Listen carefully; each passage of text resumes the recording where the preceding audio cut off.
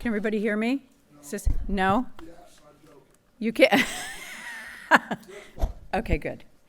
All right, well, welcome everybody. If we could just take a moment to silence our cell phones, that would be great, so that when Tony's talking to us, we don't have little alarms going off. I'm pretty sure most of us here know that Toni has been a state representative, a state senator, first selectman, a business exec, a philanthropist. What I did not know about Toni was her incredible backstory. This is her family history, her personal experiences, and the business success that explains how she became the truly inimitable, irrepressible Toni. I think since you arrived, Toni, we haven't stopped talking. She just hasn't stopped. She really is unstoppable. Not to mention an inspiration and a model to so many people of all ages who feel passionate about something and want to pursue that dream. If you've not read her memoir, Stone Doll, yet, don't miss it. You won't be able to put it down. It's a great story. But what I find so exceptional about Toni's American dream is how naturally and authentically she still lives it every single day. We're not just talking about someone who's down to earth or remembers where she came from. Toni is the embodiment of a phrase, I don't know if you've heard it, lifting as we climb. This is the motto of the National Association of Colored Women. It was founded in 1896 by another strong woman, the civil rights activist, suffragist, and educator Mary Church Terrell, who I think has a lot in common with Toni.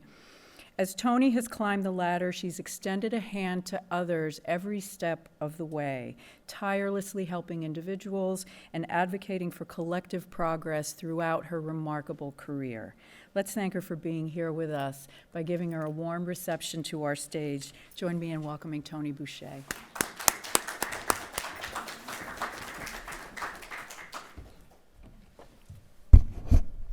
Thank you, Mickey.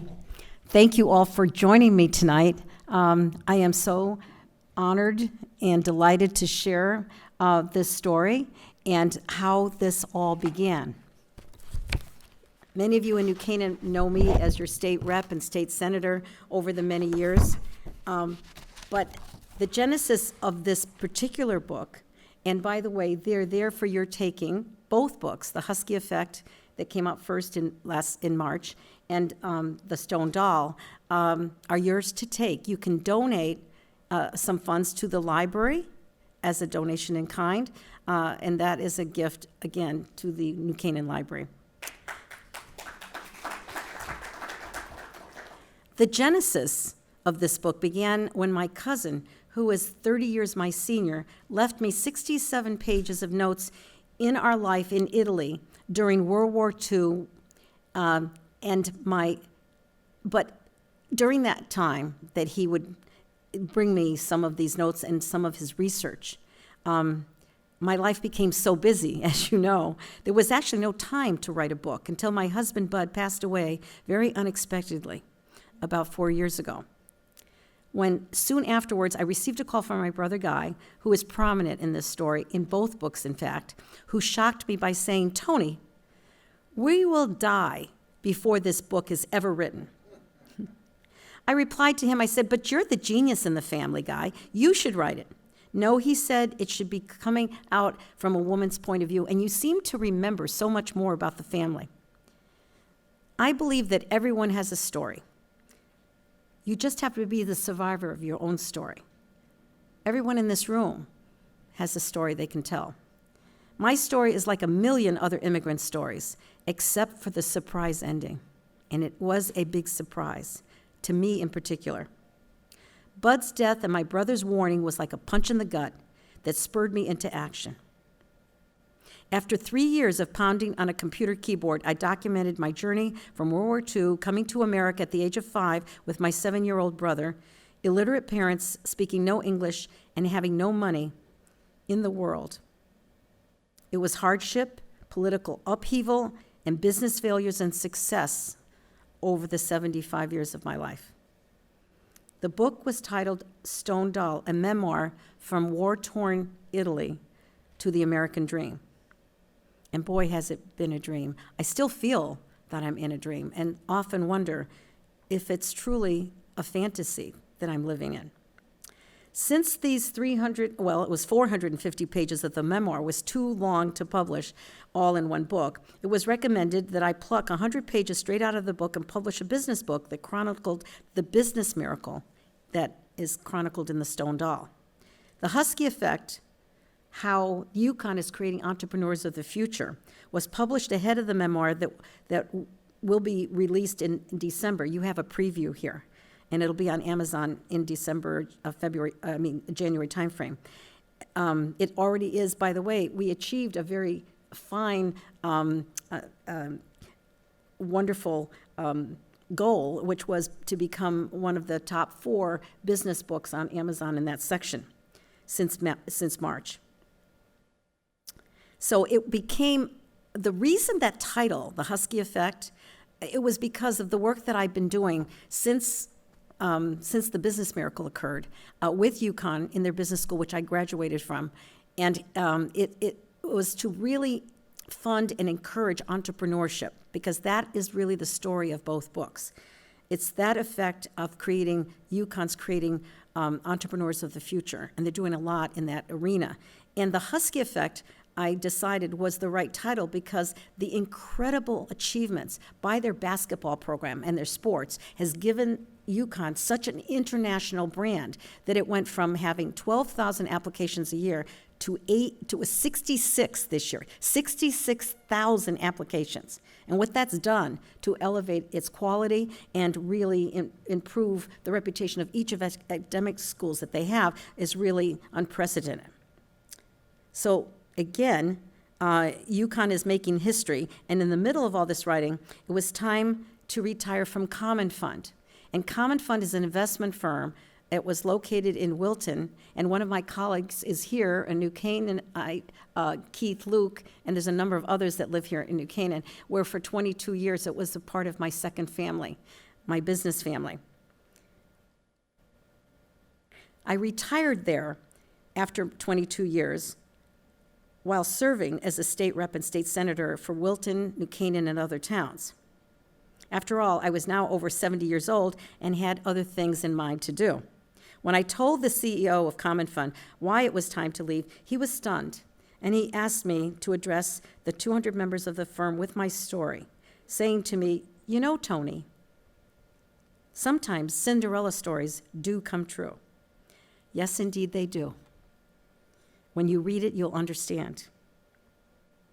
I feel that I am on a fantasy trip that only Bud could take me on. My husband, although not here in person, continues to be my inspiration as he embodied Winston Churchill's quote that success is the ability to go from failure to failure without losing your enthusiasm. So I'm going to take you on a quick little journey, and I will just read you the very first page or paragraph so you have an idea of why I came up with the Stone Doll title to the book. Can you still hear me okay? My earliest recollection was as a toddler on our farm in Campania, which is the area of Italy outside of Benevento, north of Naples. The farm was in the middle of nowhere, some 65 miles from Naples, near the very small village called Casaldune. The only life we knew until the age of 5 and 7 was that small farm and fields of crops that surrounded our universe. It was a time of busy hands for everyone. There was no luxury of letting the women stay home to take care of the children. My mother left the house each morning to work in the fields and supervise the 10 to as many 20 helpers that they were planting and harvesting year-round. Spring was wheat season. Summer brought fruit, including figs, apples, cherries, pears, and vegetables that came in the winter months. My clearest memory was sitting alone under a cherry tree playing dolls. Because we had no money to buy toys, I made dolls by taking my mother's dishcloth and wrapping them around stones. A small stone at the top, they had a large stone in the middle for the body. I cradled these small dolls, stone dolls, in my lap and rocked them back and forth, hoping they didn't feel as alone as I was feeling. Being unsupervised in the daytime allowed me to explore our farm, not always with the best results. The property was hilly and had several steep sets of stone steps. One day when I was about 4 years old, I was running down the steps and fell head first, gashed my head, and ended up lying in a pool of blood. After that, my mother was always worried that I or my brother would get hurt, as we had no one to attend to us. We did have a border collie who was in charge of herding us into a certain area so we wouldn't wander off too far. Really, there was really no place to wander off to, as there were fields in all directions as far as the eye could see. The dog's other job was also to prevent wolves or other animals from hurting us. Before my mother left for her workday in the field, she put food for my brother and me in the kitchen pantry and covered it with a cloth to protect it from flies. There was always homemade bread and cold cuts along with whatever fruit or vegetables were in season. When we were hungry, we would just go inside and feed ourselves. In those early years, all I knew was home. Neither my brother or I attended any preschool because there were none.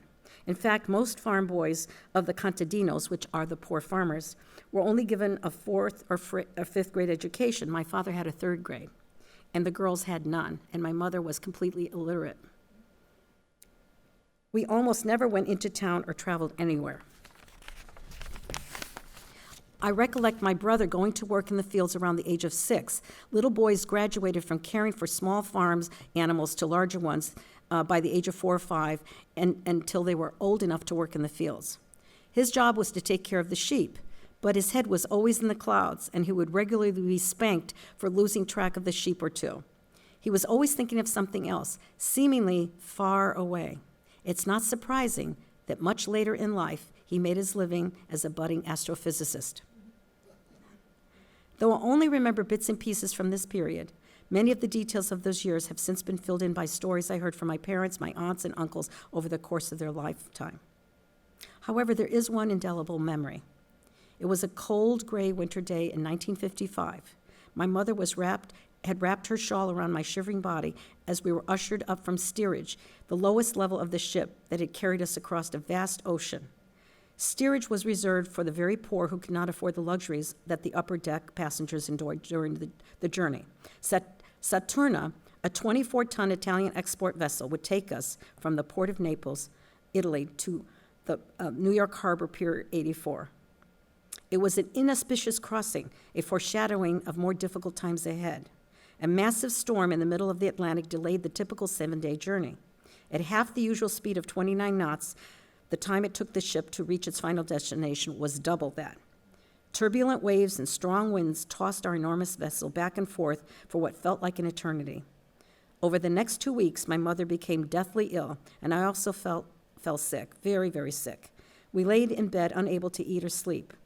Oh, how I yearned to go back to the only place I had known since birth, a small country farm nestled deep in the countryside of Campania. And oh, how I longed for the security of my small space. "Please take me back," I whispered in my mother's ear as she lay groaning in misery, unable to respond. My tears mixed with the constant pain in my stomach. And oh, how I longed for the security of that small space. There it is. That is Saturna. And that is the location of Casalduna. You can see Naples and Rome further north, and in the middle, what I call the Kansas City of Italy. And this is sort of giving you an idea of the backdrop of where we lived. There is my dad. He was left behind on the front lines in Libya during the Second World War. There were 5 boys and 2 sisters in my father's family. My grandfather, being pretty smart, decided he was going to smuggle at least 2 of his boys that he could afford, older brothers than my father, to America. And they came here on a vessel that was a merchant ship and in barrels because they were stowed away. And they were almost found out. One of them nearly died from suffocation when they sealed the top of that barrel. When they arrived, they started working as ditch diggers and farmers because that's all they knew. And the American government found out about them and caught them and said, "Listen, we need farmers. So if you pledge your allegiance to America and work really hard and keep your nose clean, we'll send you to Cuba," which was allies during the Second World War. And they were shipped down to Cuba for 2 weeks. They came back. They were given a work visa and green cards, and later actually became U.S. citizens. And that is how we ended up finally immigrating. But unfortunately for my dad, he was thrown in the front lines as a teenager. And they were poorly equipped. It was a very tough time. And who was left behind but my aunt, who was one of my uncles that immigrated to America, to Connecticut, to Wallingford. He attended a dairy farm. And my other uncle, he tended a gentleman's farm for the head of research and development for Uniroyal and the Naugatuck Chemical Company. During the Second World War, they were instrumental in defense and helping through the war effort. And those connections helped us to immigrate later on. When my father finally, sadly, this is the house where I was born in, on the upper floor in a bedroom, and those were the stairs that I climbed every day. One of the sad things about this story is that when my dad returned from a horrible experience in prison camp from the war, he was in love with someone else, actually in England, where he was a prisoner of war, and my mother was in love with someone else, but they were forced together in a loveless marriage, and she literally threw herself from that balcony at about 8 or 9 months pregnant with my brother. This is where my dad ended up as a prisoner of war to tend the fields and the all of the shrubbery and other things where he learned the trade of building beautiful stone walls. That is my mother, a tragic figure yet a brilliant woman, and you'll read about her in the story where I think my brother really got his genius from. She could do math in her head that was remarkable, and she never was educated. Here we are. As you can see, I wasn't a very happy camper right there, but in fact, and you can see that this is where you went to take your pictures if you were going to immigrate from to America, but they gave you the clothing. And worst of all, they gave me a doll that they promptly took away from me the minute the photograph was taken. So I was very, very disappointed. We landed in Connecticut. Family dinners were with my 2 uncles and cousins, and my mother, you can see on the right hand, if you can see it back there, she is the thinnest person. She looks like she just came back from war and malnourished, but that's how sick she was on the ship. And there we are, my dad, my brother, and I in Naugatuck, Connecticut, and we lived right next to that chemical plant, which spewed pollutants and toxins every day. And what happened, and on our arrival in 1955, was the great flood of that literally killed many people, and my dad was sent home in his night shift to save us from our 3rd floor tenement, which was right on the side of that river. And he threw me over his shoulders because I had a broken leg, and we ran up to the side to a school that was in the upper parts of the area that we lived. Here we are, my first pretty dress, because I was in a wedding for my cousin, and I thought, my goodness, it was wonderful. And this is the first school I attended, Central Avenue School. The sad part about this is that from kindergarten to 4th grade, I was put in the back of a classroom in a chair. They had no help. There was no English as a second language, no bilingual. So literally you floundered in the back of the room. And I didn't even have the 5 cents for graham crackers and milk, which was the tradition. Every day at recess, everybody lined up, and I had to stand aside because we didn't have it. But one of the things that happened to me when I became a leader of the Higher Education Committee, and the Education Committee, we were asked to attend a big seminar for all of the business officers of colleges and universities in Connecticut. I introduced myself, and I said, I just went to public schools in Naugatuck, Connecticut. That's all I said. And a woman, after it was all over, raced up to me, and she goes, no, you're Antoinette Iannuzzi, aren't you? And I just couldn't believe it. I said, well, how did you know that? That's my maiden name. She goes, you don't remember, but in 3rd grade, I used to feel so sorry for you. You were treated so badly. I used to come with a picture book, and I'd point to the picture and tell you what it was in English. And I just became overwhelmed. You know, it's like your past comes to your future immediately. And I said, wow, thank you for being so kind to me. And she made me laugh. She basically backed up, put her hands on her hips, and said, well, you sure have done okay for yourself, haven't you?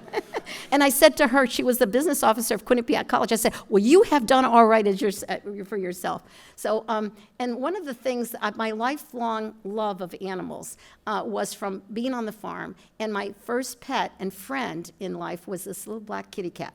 And it was, some of the moments of when my father first scraped enough money working 3 jobs, by the way. He got up in the morning, he did stone walls and landscaping until noon, slept for a couple of hours, went to the factory from 3 o'clock till 11 p.m. at night, and then went to a restaurant to clean up from 11 o'clock to 1:30 in the morning, every single day except Sunday, which was reserved for those family dinners and for church. And so the man worked to death, because his mantra to us every day was, education is everything. It's the way out of poverty. It's the path to freedom. And he never let us forget it. We didn't have toys at Christmas time.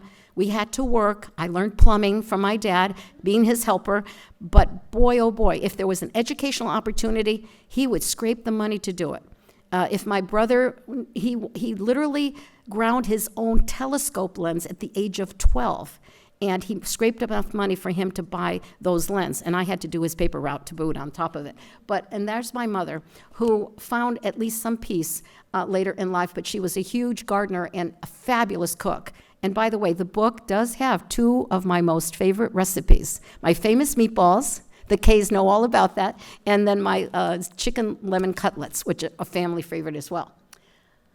So there they are. There's a little bit, the pictures aren't coming out very well, but you'll get it there. So what happened, 6th grade teacher forced me to learn to write and write and write and write. And I literally cried the whole time. But somehow she figured out that maybe there was some brains in that head, and she was going to eke it out. And then later on in high school, my high school teacher forced me into an all-boys debate team. And that really started my ability to actually get up in front of people and actually talk, and got me involved in the political arena.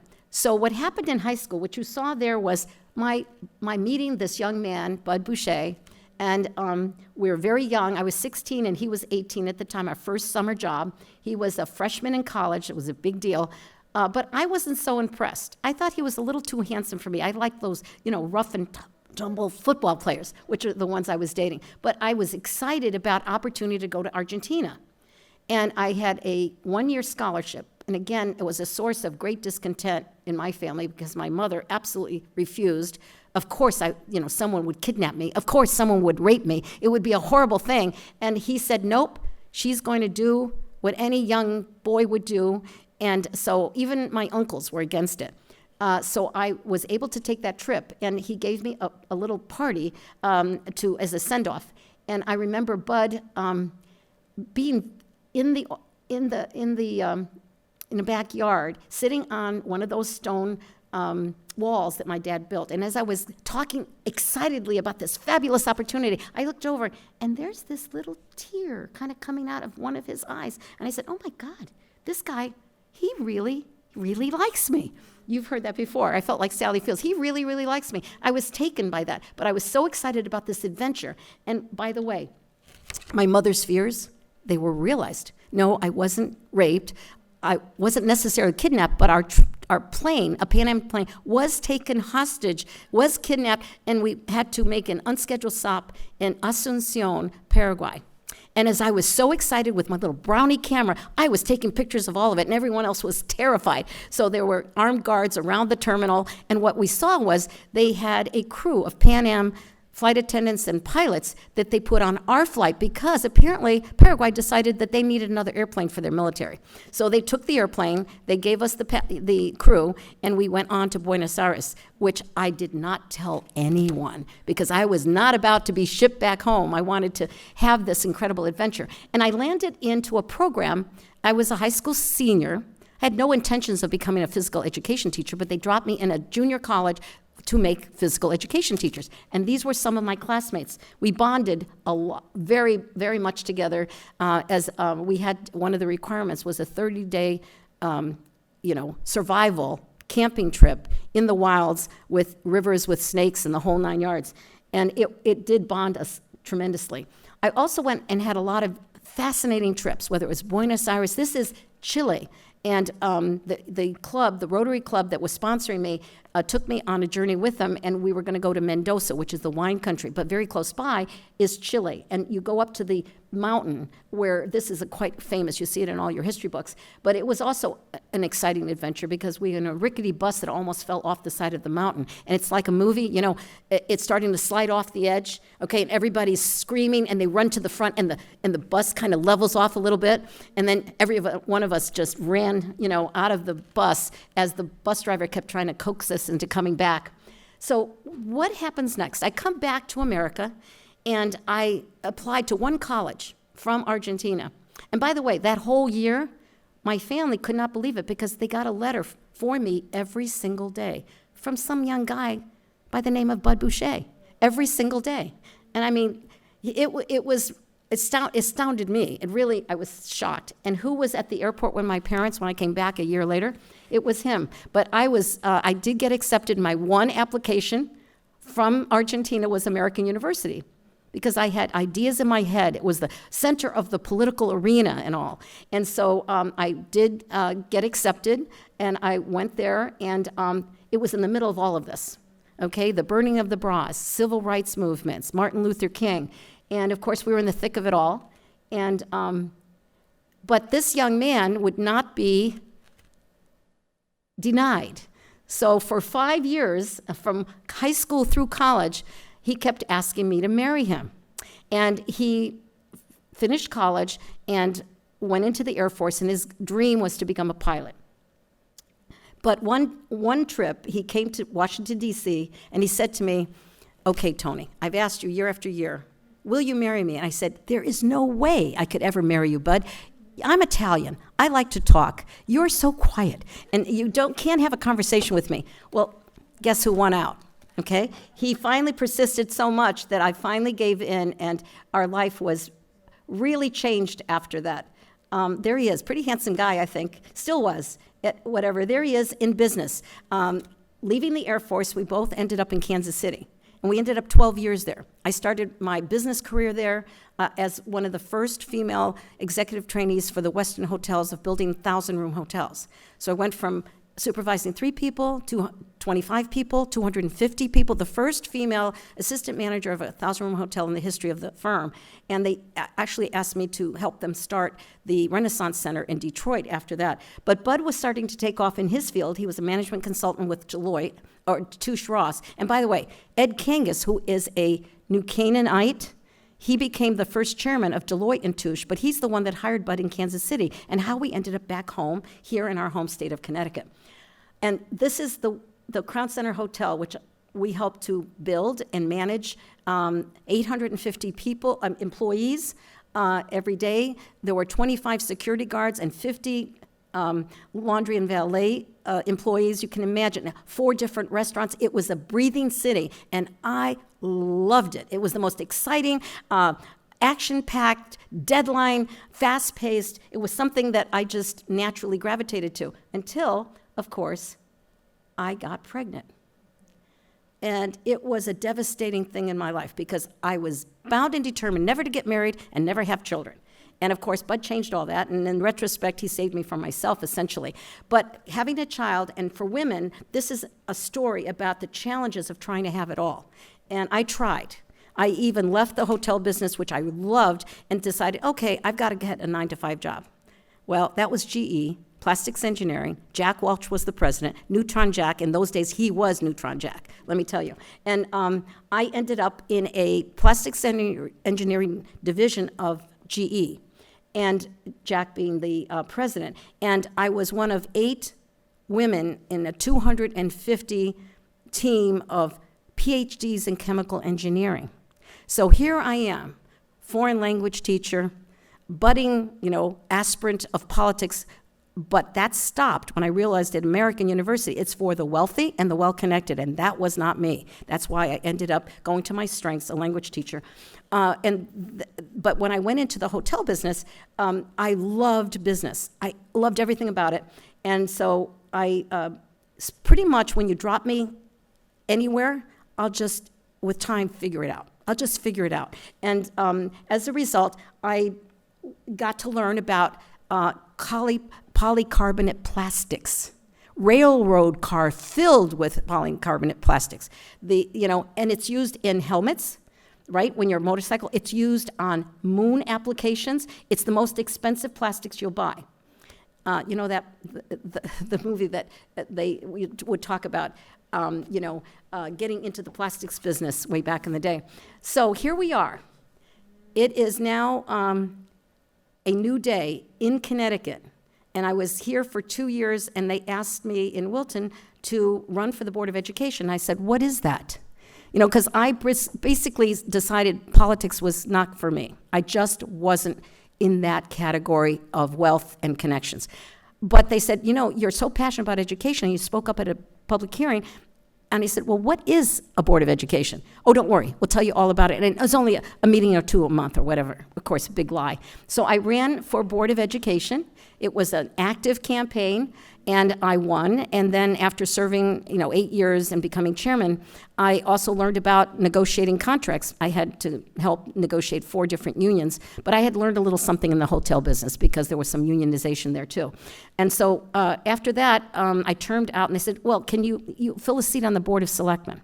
And then the governor said, we could use you on the state Board of Education. I thought, well, that's it. That's the pinnacle of anything I want to do as a public servant. Because imagine going for a few thousand students to 500,000 in the entire state.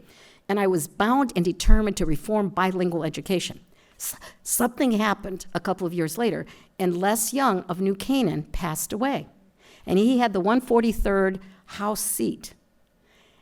And they came to me with hat in hand and said, Toni, it's always somebody that says, oh, we need you right now for this, okay? And I always fall for that. Sadly, I have to learn not to fall for that. But so I said yes, and man, to fill Les Young's seat, that was a big deal. He was head of the bonding committee. It was a big deal. They got me because they said, on the State Board of Education, that's the executive branch. The executive branch is presidents, governors, and his different agencies, right? And so you have to implement what the legislature or Congress tells you that they're going to, what you're supposed to do. The laws are built. You have Tom O'Day here in the audience. He is masterful at this. He's one of the top leaders we have up in Harvard. He knows how that's done. So governors can ask, presidents can ask, but the decisions are made in Congress or in the House or the Senate. And so they got me, they said, you want to reform bilingual education? You got on, we'll promise you, if you win, we'll put you on the education committee. Then you can actually write the laws you're thinking about. And that happened. I was one of 37 out of 151. Speak about being in the minority. And one of the best wins I got right out of the box was for New Canaan. They needed a new visitor center at the Nature Center of New Canaan. And they couldn't get it, and yet Les Young was on the bonding committee. And what they felt was, New Canaan's too wealthy. They can do it themselves. We don't need to, we have to give it to the inner cities. And you know what I said? And I shamed them into this. They didn't pass it when I asked for them as a bill to get the $300,000 that they needed. No, you know what I said? I said, listen, how much does New Canaan give Connecticut? $57 million? How much do they get back on that? 1 penny of each dollar. And yet the cities get $1.60. So it's kind of, they were a little embarrassed. So the head of the bonding committee took me aside and said, hey, you know what? There's some money in the DEP. It was the DEP back in those days. You should go there and ask, because I know where it is, and I'll show you where it is.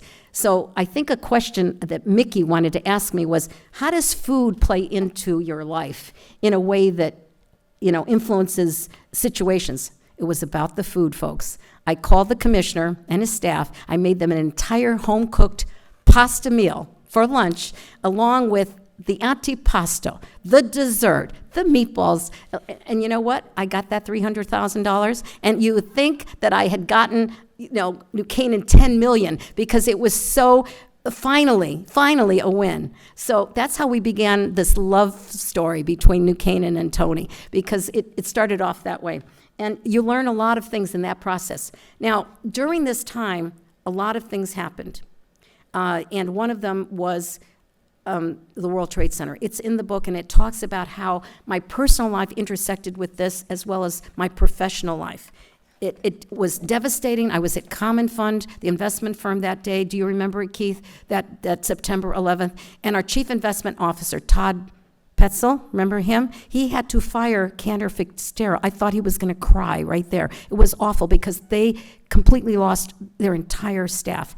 And he needed to take money out so it wouldn't risk the funds for universities that we used to invest with. And at the same time, as a state rep, they were calling me in tears and panic and stories that you couldn't believe that I was hearing. You know, senior citizens that were living World War II, they felt on the premises. And I had a husband that goes in and out of the World Trade Center. The kids were worried, but we couldn't talk. My daughter working at Ogilvy, which was right next to the State Department. My older son in the Senate building doing computer work in the Senate. And my youngest son, Christopher, was at Georgetown University, standing on the roof of his dorms, watching the Pentagon burn as his classmates were screaming, "I don't want to die." It's a very emotional time. I was blessed because they were safe. I was blessed because Bud wasn't there, but yet other members of our community died, as you well know. But one of the things I'm going to cut to the chase right now, because in the Husky effect, you will learn about what happened in 4 years ago, and it was truly tragic for me and my family. My husband, and part of that is through his time as a senior partner with a great job, paid a lot of money, took so many enormous personal risks on ideas that he had. He had an idea for a foot washer that he nearly got a patent pending. He teamed up with 4 people to devise the Inflate-A-Bed, which is now a household product. But back then, the 4 of them, it self-destructed because of, the problems with the four partners. These things happen. When you have a great idea, you have to have the right partners. You have to have an attorney. You have to have an accountant. You have to have, the team has to be strong. You need funding, no question about it. You need great marketing. That is huge in order to be successful. And even then, it's an uphill battle. That's what we teach at the UConn School of Business right now. And so he went from one idea to another, and he was asked to take his brother's company public in 2002. 2008, the market fell in the home building business, and it was on the verge. So instead, he sold it to a hedge fund, and it survived, and it survives to this day. So it went private. And so the public entity my husband was stuck with. So what was he going to do? A shell of a company whose stock dropped from $4 or $5 to a quarter of a penny in rapid succession. He bought a flooring company, and he wanted an actual company that it would be the operating company for this public company. At the same time, he researched probably 20 or 30 mergers, acquisitions, whatever, to build this company. But all the while, keeping the stock going, he would buy, a few stock here and there. When it's that cheap, you can buy thousands of shares of stock. And I later learned after he died that he had parked it in a number of different places. In an IRA, he had it with the 3 major investment companies that you could think of in America. I'm not going to name them because 2 of them failed me, and 1 of them became the hero of the story. And you'll hear about it in the book. But so he kept doing this. The problem was that, and by the way, he got a great deal. He got an offer from someone. He never told me because you can't tell, right? When you're in and you're the principal or the president. He got an offer from a marijuana company. Laugh, Tom. Marijuana, me, the anti-marijuana queen of Connecticut, whose life was threatened because I was so impactful for 12 years stopping that darn thing. And so he told the individuals wanting to buy his public company and change it from a flooring company, right, to a marijuana manufacturing company. And they said, your potential for profit will be $100 million. He says, well, it's staggering, all right, but my wife would divorce me. So after when he was able to tell me, because the stock went up like this when they heard the rumor, and it plummeted back down again when they finally realized he really, really wasn't going to do it. When he finally told me, I said, well, now I know how much I'm worth. I have a dollar amount that I know how much is worth. But it was sad because that was probably the only prospect until November of 2020. In August, we celebrated our 50th wedding anniversary. He gave me a ring, that had 4 diamonds on it, one for him and one for each of the 3 kids, because I had lost that fabulous, lovely engagement ring that he sold his Camaro for, his beautiful new Camaro, because in flight school you make a lot of money. And he had nothing left but, this ring. And we bought our first house with the $1,000 I saved when I was doing babysitting and, summer jobs. And I said to him, we can't afford this. Why are you doing it? He says, 50 years, you've earned it. And he says, and another thing, I'm going to promise you, I'm shutting down this company. You've put so much money of it, Toni, of your 401k, and I have. It's time to shut it down at the end of the year. I'm going to give it to December of 2020. This was August of 2020. And he was going to finally give up. He says, I'm going to keep my flooring store. I really enjoy it. I love my clients. And so November, a miracle happened. He couldn't tell me, but it happened. And a internet company from San Diego, interviewed 3 different, publicly traded small firms, and he won the deal, all for $40,000. Because it was inexpensive, and they loved his honesty and his ability to care about the many original investors that had restricted shares. And he said, you're the only one that worried about that. Everybody else wants to take the money and go. What they didn't, and he had lots of restricted shares, but he couldn't sell it. They were restricted. But what they didn't know is over all those years, since 2020, it was 2002 to 2000, he kept buying a little bit more and a little bit more because it was cheap and he wanted to show the interest in the company. Boy, I didn't realize just how many of those little shares he had tucked away until after the sad thing. Here it was, November 9th, he had his business miracle. He could not touch 1 penny or sell 1 stock until February 9th. He had 90 days to stay away. And while that was happening, the stock went through the roof. You wouldn't believe what it was at its very height for 2 hours. But even on the downward, he would say to me, if it gets to 50 cents, we're going to be great. Remember, it was a quarter of a penny. 50 cents, we're going to be fine. And so he couldn't touch it. And in December, he had a very strange physical. A blood test came back, and it was devastatingly terrifying. And he had to do a bone marrow test and biopsy, and they said, okay, you've got leukemia, but it's the best kind, because 95%, we have this drug called Sprycel, and 95% of the time you're fine. And one of his clients said, oh yeah, I've been on that for 20 years, but you're going to be okay. So we're going along, okay, let's take the medicine, and here's December. And in January, things seem to go downhill. And I talked to my friends at Johns Hopkins University Hospital. We have such a close relationship. I'm actually on one of their advisory boards for anyone that has men's health issues. Talk to me because I'm on their advisory board. They're phenomenal. And this one doctor, Dr. Hahn, which for 10 years, he did sort of a wait-and-see tests on him, and we just became dear friends. And Bud said to me, someday, if I do well, I want to donate something to Johns Hopkins. They've been so phenomenal. And so here's Bud, okay, here's January, and he's going downhill fast. So I called Johns Hopkins. I said, we need to have further tests done. He says, what we need is a chromosome test. And they wouldn't tell us because he was so excited about doing better and being able to do the philanthropy he always wanted for his college, for the university, for me, for UConn. He kept asking me, what do you want to do? In fact, he said, you know what we're going to do when I'm able to sell the stock? We're going to go down the Eastern Seaboard and go to each one of my siblings. We're going to take them out to dinner, and we're going to give them a big, fat birthday check. And so we planned this all out. And sadly, they knew it wasn't good. They didn't tell me. Our own doctor didn't tell me. So we're writing back. I even bought him a cap, 2 of them, with Air Force on it, because I said, you sweat a lot when you go outside and you work in the yard. You're going to need a second one. That's how hopeful we were. It didn't take but a week later, and he got up in the middle of the night and says, I am having a hard time breathing. And I raced him to the emergency room. And unfortunately, 3 or 4 hours later, as they were wheeling me back from an x-ray on his chest, he died instantly on a massive heart attack on the gurney coming back. And it was such an awful, I was there, my son was there. It was terrible, especially when you're asked a question you never had heard before. You're looking at the person that has been your one and only true love your whole life, and they say to you, where shall we take the body? I was like, the body, that's not a body, that's my husband.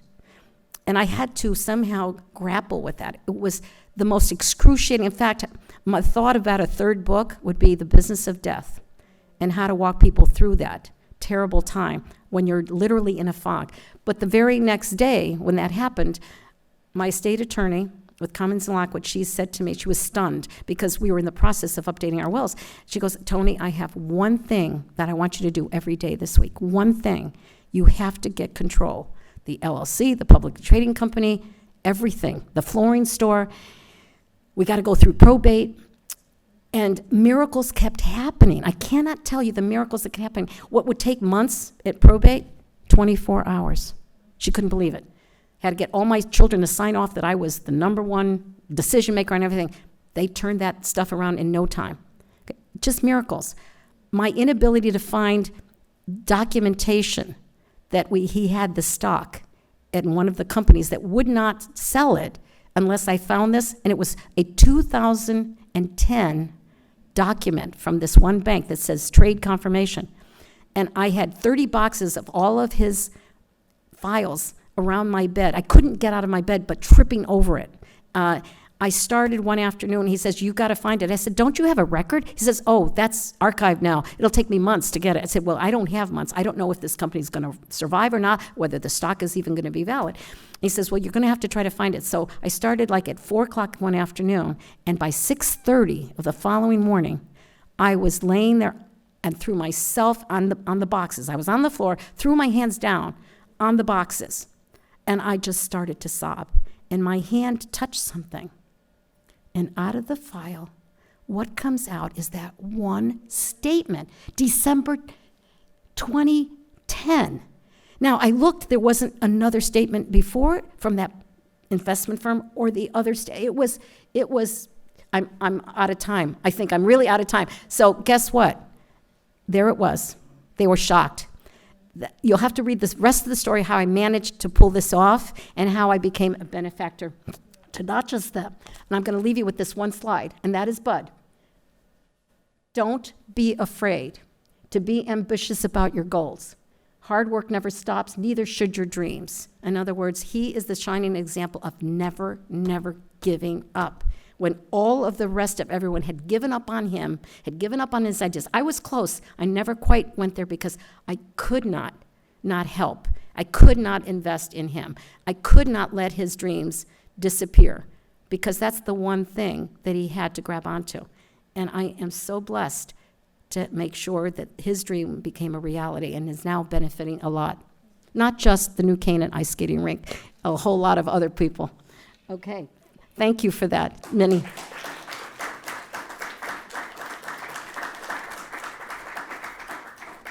Okay, do we have time or not? Oh, we do. Let's move to Q&A. I want to kick off with one question, with a first question, Toni, and that is, you've always been a political moderate. You write about this in the book. What's your take on that now? Do you think there's a role for moderates? Is there a place for people like you? Well, the sad part is that back in 2018, I had a slogan that now has expired. My slogan was Center Rising in 2020. I just was certain that the 80% of us in this world that are socially liberal and financially conservative would take over. We would dominate the political arena, and that can be further from the truth. Everybody's gone to their own corners, right, of the ring, and they come back together slugging, right, punching. And it's so disappointing to me because when I talk to everyday people, they're mostly like us. You know, we're in the middle, typically. So it was, I thought my time in politics was over until I was asked again, Toni, we need you right now. Nobody's stepping up to run for first selectman of Wilton. And I said, well, I want to take my party hat off and put on my town hat. And I try to say that all the time.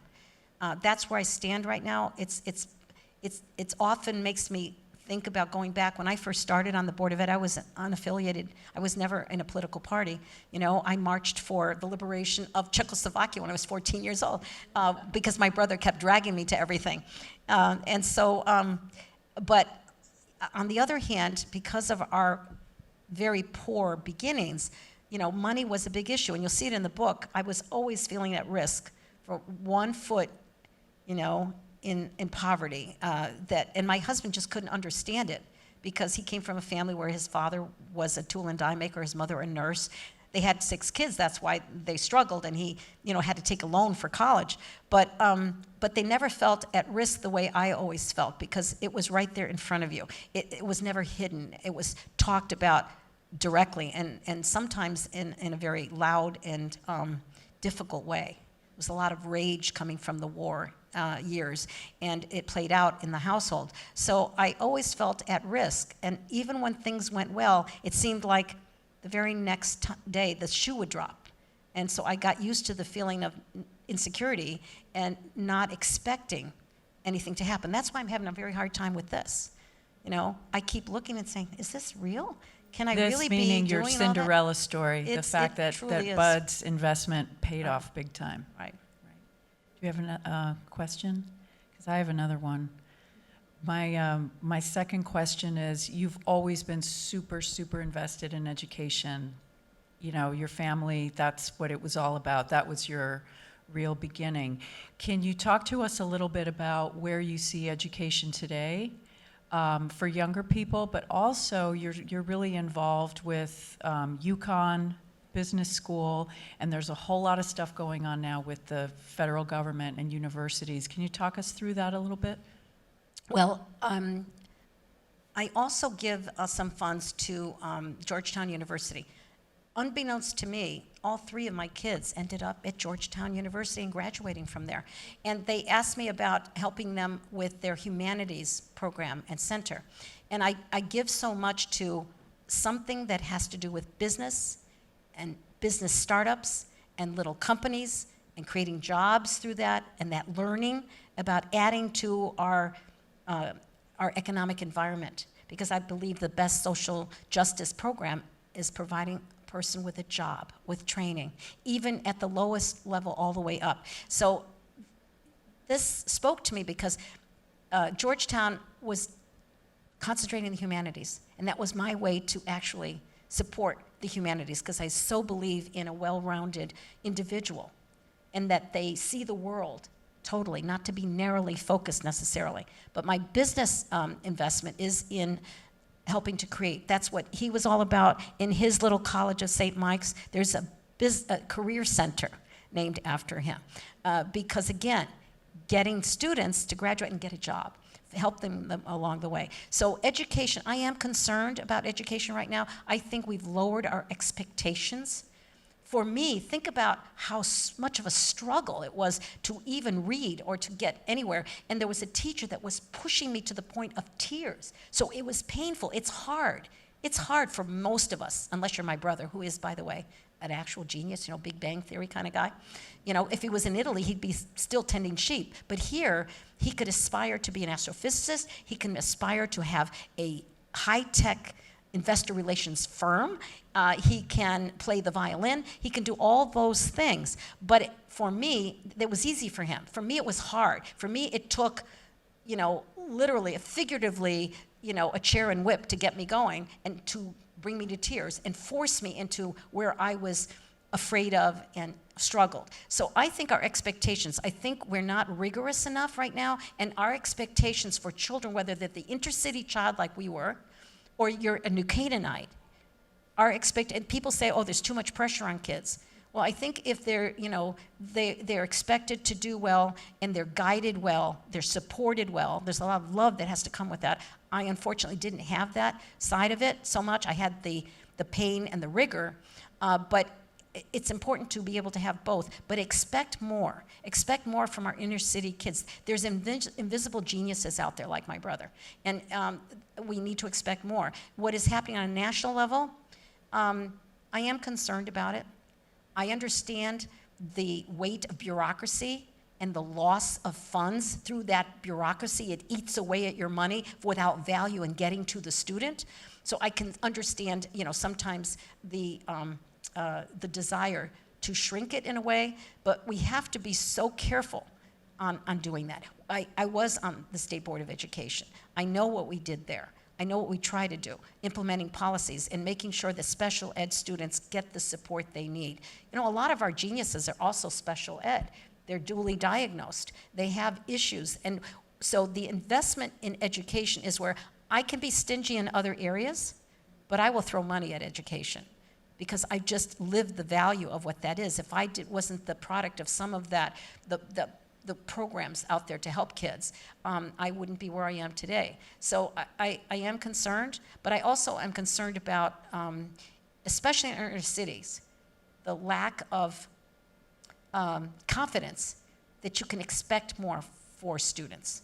You can demand more for them, but it also takes parent education as well. I think the reason that we have so many kids living in poverty is because we have very young, unwed mothers. I've got stories in there about having my 3 kids in an inner city hospital, and each time I woke up on the bed next to me to a 12-year-old, 13-year-old girl having a baby for the first time. Their whole future has been ripped away from them, from older men that literally entrap them in a vicious cycle there. And it was the saddest thing. It depressed me so much. So if we can solve that and maybe help a young girl to stay in school, help her with the baby, and in our social services programs, deal with the mother and the child both together and get them further ahead. But, unwed, literally girls in puberty essentially, is a serious problem. But I still think we just don't expect enough from our inner city students, and the teachers don't expect enough.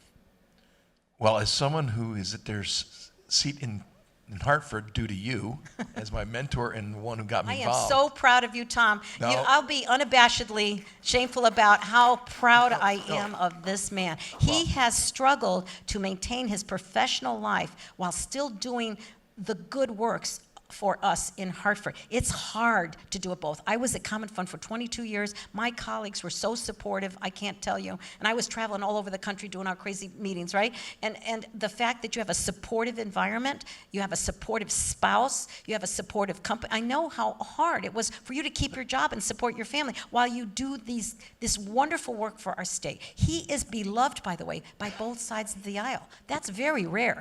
Anyway, it gives me an opportunity to God tell bless everybody you. how much I love you, Tom.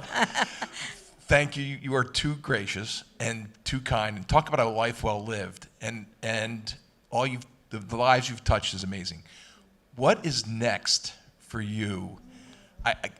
You are the energizer. You're amazing. So what's next? So, this is my last hurrah politically. I have no other political ambitions other than to help. By the way, there is going to be a wonderful event on December the 3rd here in New Canaan with Kathleen Corbett and I. We're going to sponsor the campaign school at Yale because it's again, developing younger people and young ladies to enter into the political arena. So I'm here now is going to be like an official advisor, to that whole area. I am going to hopefully do more work in the education at the college level. UConn keeps saying, we need to get you in a classroom to talk about how business and politics works together, and how you need, as a business person, you need to know what legislation and what rules are going to apply to running your business or being able to be successful, or what impedes your business. So that's important. And also talk about how politics is in line with that. But, possibly writing 2 more books. I have ideas. In fact, I have an outline. Again, I wasn't joking about the business of death. If only they weren't trademarked with death for dummies, because that's how I would write it. But also a book on drug legalization. But more importantly, say cookbooks really, really sell. And I'm not interested in selling. I'm proud that the Husky Effect is doing so well on Amazon, really well. But the Stone Doll, I'm happy to give it away if it inspires people, gives them hope that you too, I came from maybe a place even worse than somebody else, and yet you could do it. And it takes dogged persistence and, Finding Nemo, Dory, just keep swimming, just keep moving ahead, because, and don't stop, no matter what age you are. And your mind, if your mind is still there, you can, and the beauty of political arena, right? You could be 18 years old and 100. There's no age limit. You don't have to retire at 65 or 72 or whatever it is. You can keep on, judges have to retire at 70. Not in a political world, right? As long as you're sharp. And I've worked with 86-year-old women in the House of Representatives. Julia Wasserman, wasn't she amazing? There are a number of people, you know, and we have them at the national level on both sides of the aisle. So I want to help others like you. If we could be as successful as we were with you on other young people, and I know Patty Russo is dedicated, a new Canaan, dedicated to that journey, and that's what we can do, right? When we get to be this age, as long as we are able to speak and think clearly, to provide advice. I am most proud of the interns. One of the last races I won. By the way, I've run 17 campaigns. I've won 15. The 2 that I lost were huge. And one of them, I had 14 interns, the most I've ever had. And they were devastated. I said, no. They had me put together 1,000 signs. They were going here and there and everywhere. I felt like I had a classroom. And I said, do not ever give up. Dust yourself up, try again. Susan Beisowitz is lieutenant governor. She lost so many races I can't even count. She never gave up. Okay. Yes, she lost more than she won, and now she's lieutenant governor. So I told them that, and it's funny because the big loss made the Washington Post. I never made the Washington Post. Governors made guess what the title of the article was? The best concession speeches in the country. So I got attention for learning how to be a good loser. and so, you know, it hurts to lose anything. It's tough out there. But as women in particular, we really get our feelings hurt. And one of the best advice, 2 pieces of advice, okay? If you're in politics, okay, don't go in it. And if you take anything personally, even when they attack you personally, don't take it personally. And the enemy of today will be your friend of tomorrow, that you're going to need them, right? And whatever. But the other biggest lesson is relationships. You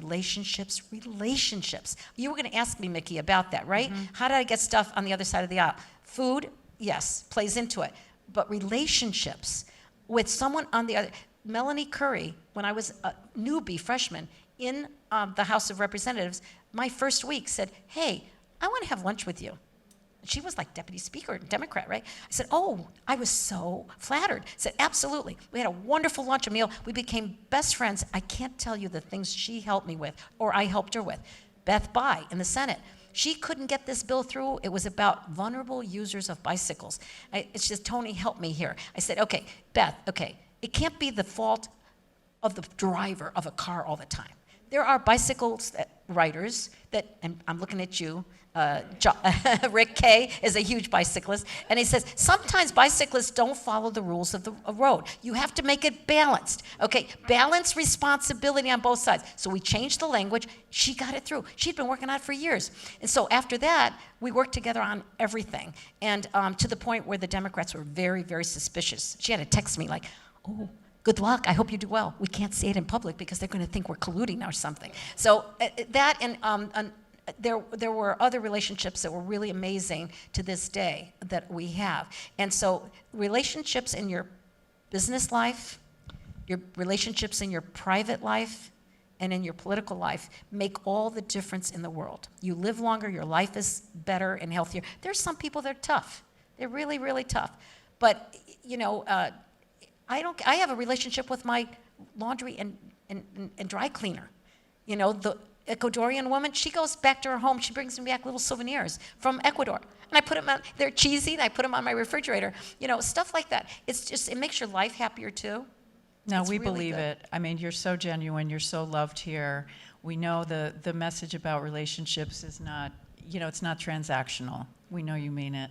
Thank you so much for being here. But before people go, I just want to repeat what Toni said, that she brought copies of both books, and you're welcome to take one or both. In exchange, if you'd like to make a donation to the library's annual fund, there's a QR code here, or I can help you out, and Toni's happy to sign them and personalize them for you. So thanks, everybody. Thank you, Toni. Thank you. Thank you. And I'm here. I'll stick around if you have a personal question you want to ask. You know, nothing is off limits. You can ask me anything.